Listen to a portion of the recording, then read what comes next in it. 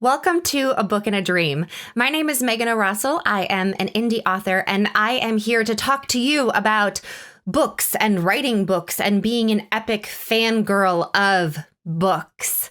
I love reading. I love writing. I love everything that goes into creating these imaginary worlds, and I am so thrilled to share that excitement with all of you. My journey to becoming an indie author has been a bit of a strange one, and I think that has given me a very unique perspective on the entire publishing process. If we want to go back to the beginning, we have to go back about, it's a really long time. We have to, I hate saying this out loud.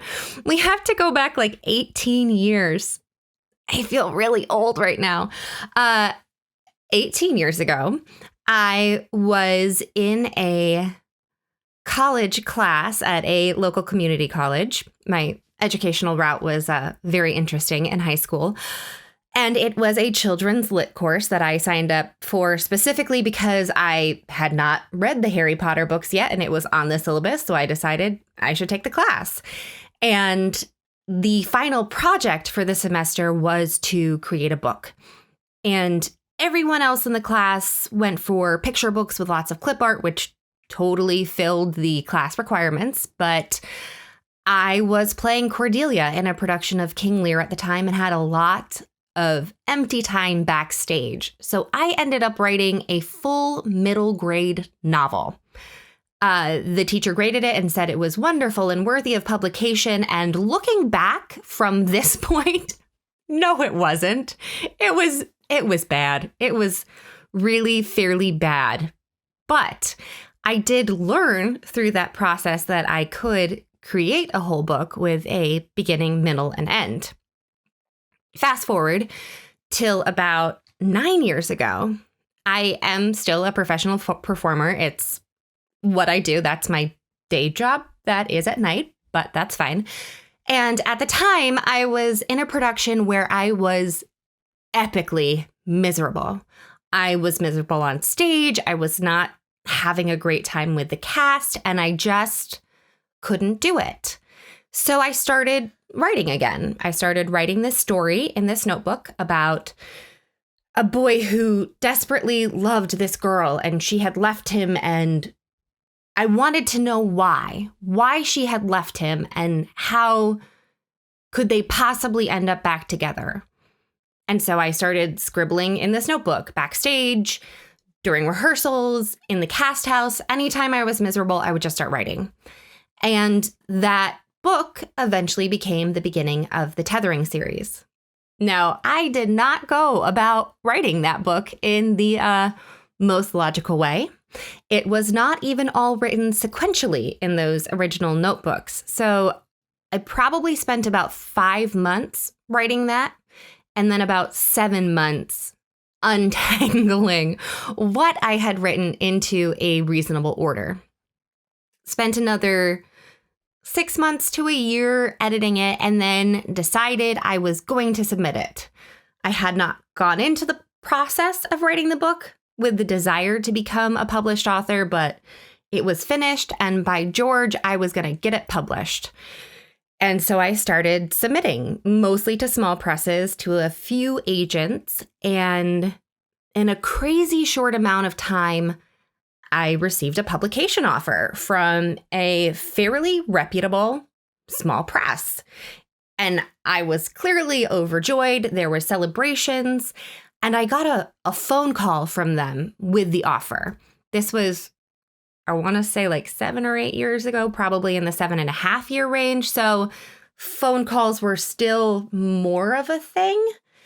And they gave me the offer, and then they decided they were going to mail me a hard copy of the contract for me to sign. Still feels a little weird, but 7.5 years ago, like, mailing contracts, I get it. Digital sign was not such a big thing. In between, when they mailed me the contract and when the contract came in the mail, the publisher closed its doors.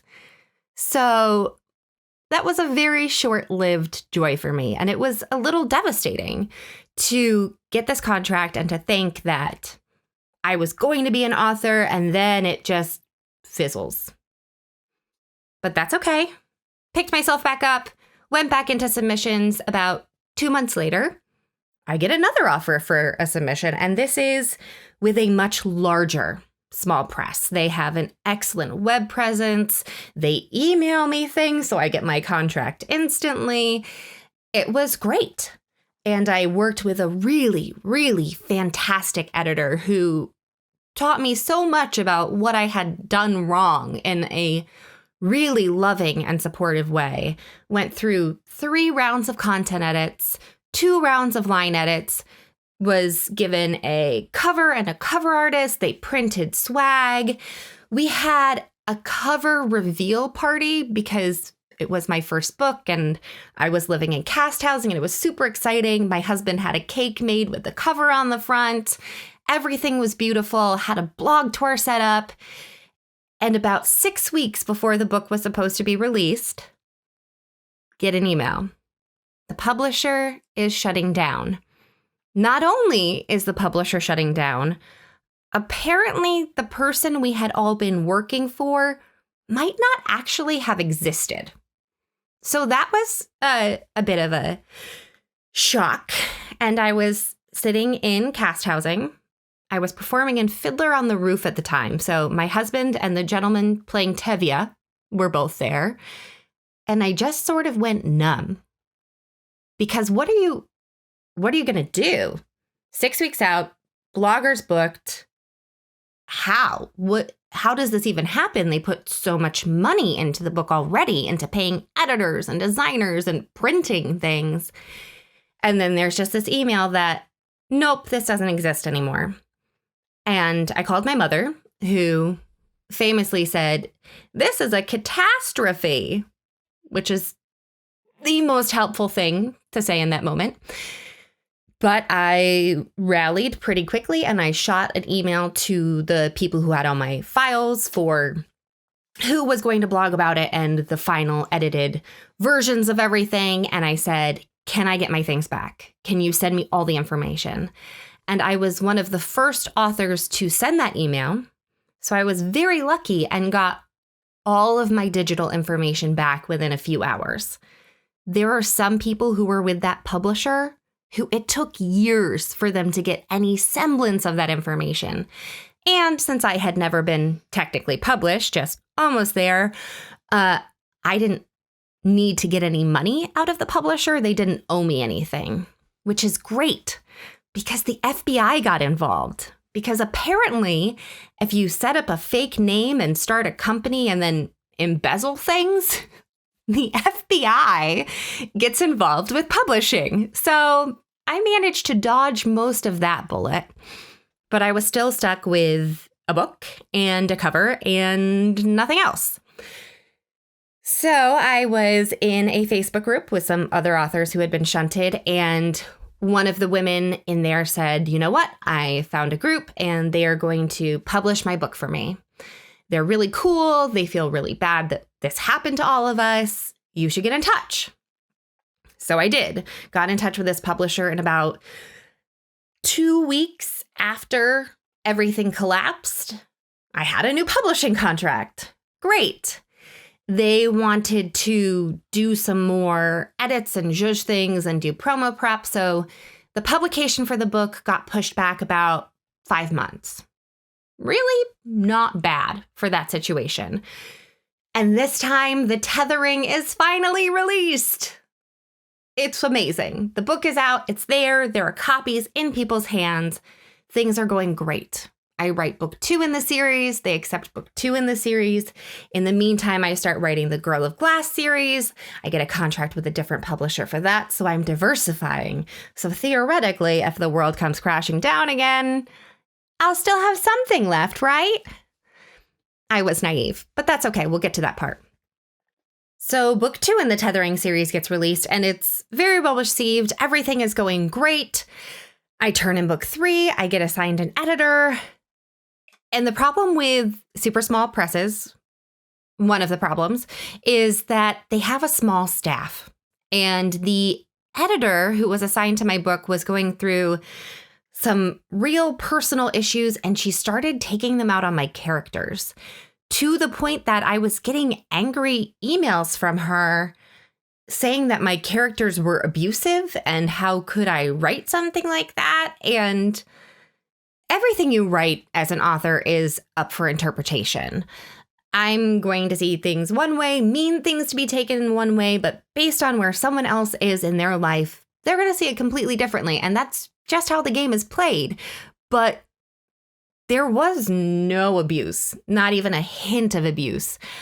I'm not going to lie and say that my characters have like these picture perfect little dating relationships and they should be the model for what teens should strive for. No, that's not even interesting. That's not a thing, but definitely not physically abusive or even emotionally abusive. And I contacted the publisher and I was like, hey, I don't want to be a pain, but this is what's going on. I'm really not comfortable with these emails. What do I do? And they just sort of shrugged and said, well, we're not really interested in being a publisher right now because we're kind of busy. So I don't know, maybe we'll talk again next year. What? You want me to just sit on this book for a year and then maybe you'll decide that you might want to publish again? No, I'm not doing that. So I took the rights back from the series, took a really long time for everything to get unpublished, got a little sketchy with trying to get them to actually pull everything down. But in the end, it happened. And you know what? I still had the Girl of Glass series with another publisher, and book one got released and was well received, moved on to writing new series and submitting to other presses and agents. Get an offer on my Bryant Adams series, How I Magically Messed Up My Life in 4 Freaking Days. Book an agent. Same press picks up The Chronicles of Maggie Trent. Everything is going really, really well. Until it wasn't. And then last January, I still have my agent. He's very good at helping me through legal loopholes and hurdles, and that's awesome. Because I get an email from one of my 2 presses because I had 4 book series under contract with 2 different presses in December 2018. Get an email from one of them that they are no longer financially sound and have decided to leave the publishing industry. This is completely legit. Publishing is hard, and publishing as a small press is harder because not only do you not have the advantages of the big 5 publishers where you have contracts with Barnes & Noble and money for promos and all those things, you also have the overhead of staff that you have to pay. Not every business venture is going to work out. Unfortunately, this press didn't, but they handled everything in a super respectable fashion, sent me my documents, sent me letters that reverted the rights of my books back to me. It was sad that I was no longer going to be having that backup for the Girl of Glass series, but totally understood. Fine. Still friends, went on my merry little way. And I made the decision then, because the first 2 books in the Girl of Glass series had been released, that I would set out on my own and release those 2 books as an indie author. I had been in the business on and off for 5 years at this point, so I had learned enough that I felt like I could do that series on my own.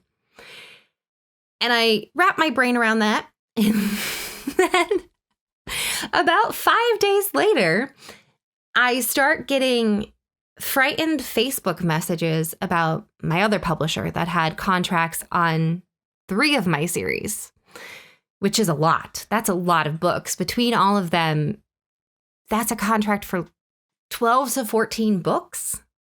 That's a little terrifying. That's a monumental amount of effort and energy and years. It was going to take years to get all those books back. And all of a sudden, I'm getting these messages from people of they might shut down. They might be ghosting us. We don't know if we're getting paid. We don't know what's happening. And so I talked to my agent and I talked to my fellow authors, and my agent sort of said, it's up to you. The books have all been tainted, for lack of a better word. They've been published. They are no longer virginal books. So chances of yet another small press wanting to pick them up are not great. So you can leave your books with them, see what happens, hope for the best, or we can take your rights back. And after a minor nervous breakdown, I decided that it would be best to take all my rights back. So within a span of about 10 days, I went from a author with 4 different series under contract to an indie author with no contracts with anyone. And that was terrifying, absolutely terrifying. Had another minor meltdown, but that's okay. Got up and decided that I was going to do this. I was not going to wait years and years and years and just sit on these stories while someone else went through their process and spent years editing and sending them back and forth, when most of the time when you're working with a editor at a publisher, you're just waiting for emails back. It's such a long process. They're not actually working on your book the whole time they have it. It's sitting in a file waiting to be worked on. But that's fine. We'll talk about that some other time. Anyway, so I decided I had all these fully edited books. I was going to go and I was going to do it by myself. And I did. 2019 has been insane. Over the process of the year, I have released 13 novels across 4 different series. In December 2019, I will be releasing the first 2 installments in a brand new series that was never contracted to any publisher. And it's been a crazy year. It's been a crazy decade, I guess. Yeah, almost a decade of this. I've been through 5 publishers that have all now closed their doors. I've been through so many editors, and part of me wishes that maybe I could manage to be a little bit bitter about it, but I'm honestly not. And I'm not a hopelessly optimistic person who thinks that everything happens for a reason and it's all on the sunny side. No, that's not me. There are some things that just suck. There are some things that happen that are just horrible. And yes, some of the publishers that I parted ways with should have dealt with things in a super different manner. I'm not going to use grown-up words on here, but if you're a grown-up, you know the words I want to throw in. But I'm still not that mad, because working with those editors taught me so much. Working with the PR people taught me so much. I'm in 3 or 4 different Facebook groups with authors who have been with these publishers who have shut down. So I have this huge community and all of this knowledge that I would not have had if I hadn't been through that horrible, draining process of having really my dreams ripped out from under me over and over again, if you want to get to the honesty of it. All of that knowledge set me up so that when everything fell apart at the beginning of 2019, I hit the ground running in January with the knowledge of what I wanted to accomplish, what kind of cover artist I wanted to hire, what kind of edits I really needed to get done, how to approach my newsletter, how to approach other bloggers and other authors for cross-promotion. I knew how to get that done. And that is not something I would have had if I had not been through all of those massive, monumental failures. Now, I don't want Book in a Dream to be a how-to for authors. This isn't just for authors. It is for authors, for book lovers, for a book lover who maybe wants to write, but I'm not going to sit here and tell you how to start a newsletter, how to build your social media profile, how to create engaging characters. All of those things are important, and I love to talk about them, but this isn't really the venue for that. If you do have questions, if you're watching this on YouTube, comment your questions below. I'm happy to answer you on a one-on-one basis. If you're watching on Facebook or Instagram, ask me. I'm happy to help. And if nothing else, there are so many great resources, and I am thrilled to point you in the direction of someone who has a lot to say on lots of different subjects of how to be an author and how to be a published author.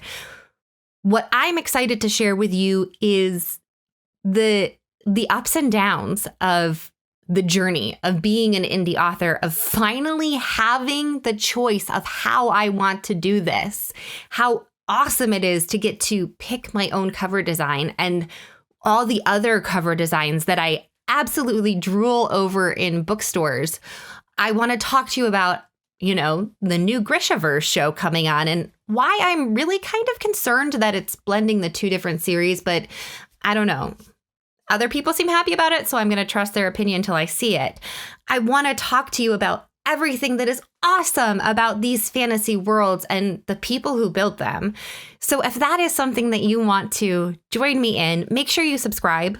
Either subscribe to my YouTube channel, or if you're listening to this in podcast form, make sure that you click subscribe on whatever platform it is that you like to listen on. If you're on Facebook, like the page, Instagram, follow me. You know the drill. We're all familiar with social media. Just whatever your choice of platform is, stick around. We're going to have a lot of fun, and I cannot wait to begin this Book and a Dream journey with you.